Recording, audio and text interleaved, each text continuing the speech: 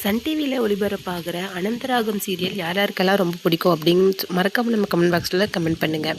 அதில் ஹீரோயினாக பண்ணிகிட்ருக்க அனுஷா அப்படிங்கிறவங்க சமீபத்தில் தன்னுடைய ஹஸ்பண்டை விவாகரத்து பண்ணியிருக்காங்க. இதில் என்ன ஒரு பெரிய சோகம்னு சொல்லிட்டு பார்த்தீங்கன்னா 2023 தான் அவங்களுக்கு மேரேஜ் ஆச்சு. 2025 அவங்களுக்கு டிவோர்ஸ் ஆச்சு அப்படின்னு சொல்லிட்டு அறிவிச்சிருக்கிறாங்க. அது ரொம்ப கஷ்டமாக இருக்குது. அது மட்டும் கிடையாது, கல்யாணம் ஆன இந்த 2 வருஷத்தில் அவங்க வந்து என்ன சொல்லியிருக்காங்கன்னா, நான் நிறைய கஷ்டங்களை அனுபவிச்சிட்டேன், வலி தாங்க முடியல. வலி வந்து மனசுக்கு மட்டும் இல்லை, உடம்புக்கு மட்டும் இல்லை, மனசுக்கும் தான்.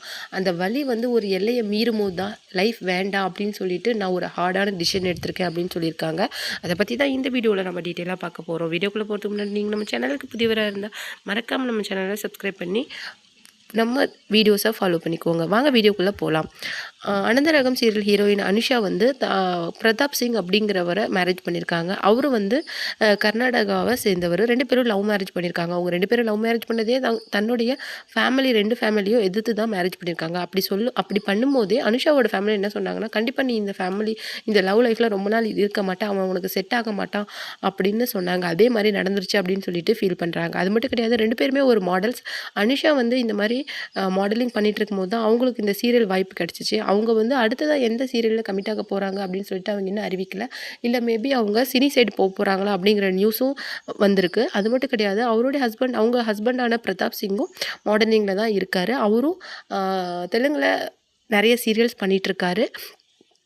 இந்த நேரத்தில் தான் இந்த விவாகரத்து முடிவை 2 பேருமே மியூச்சுவலாக எடுத்துருக்கிறாங்க. இது ரொம்ப ஹார்டாக இருந்தாலும் இதுதான் உண்மை அப்படின்னு சொல்லிட்டு அனுஷா சொல்லியிருக்கிறாங்க. இந்த 2 வருஷ திருமண வாழ்க்கையில் எங்களுக்கு வந்து ஒரு நிறைய பிரேக் இருந்துருக்குது. அது மட்டும் கிடையாது, நாங்கள் 2 பேருமே பிஸியாக இருந்ததுனால கூட எங்களுக்குள்ளே இந்த இடைவெளி வந்திருக்கலாம். அது மட்டும் கிடையாது, இந்த வலிகள் வந்து கொஞ்சம் தான் நம்ம இதையும் தாங்கும். அது வந்து வலிகளை தாங்கி பலகீனம் ஆகிடுது அப்படின்னு சொல்லிட்டு ரொம்ப எமோஷ்னலாக அனுஷா பேசினது ரொம்பவுமே அவங்களுடைய ஃபேன்ஸுக்கு கவலையாக இருக்குது. அது மட்டும் கிடையாது, அனந்தராகம் சீரியலுக்கு நிறைய ஃபேன் பேஸ் இருக்கிறதுனால அனுஷாவோட இந்த டிவோர்ஸ் வந்து ஒரு பேசுபொருளாக இருக்குது. இதை பற்றி நீங்கள் என்ன நினைக்கிறீங்க அப்படிங்கிற உங்களுடைய கருத்தை மறக்காமல் நம்ம கமெண்ட் பாக்ஸில் கொடுத்துருங்க. அது மட்டும் கிடையாது, விஜய் தேவர்கொண்டா மற்றும் ராஷ்மிகா மந்தனாவோட மேரேஜ் வந்து February 24 கிட்ட நடக்க போகுது. அதுக்கு முன்னாடியே ஹல்தி செரிமனி அப்படின்னு சொல்லிட்டு மேரேஜோட செலிப்ரேஷன்ஸ் கொஞ்சம் கொஞ்சமாக ஸ்டார்ட் ஆக ஆரம்பிச்சிருச்சு. ராஷ்மிகா மந்தனா தன்னுடைய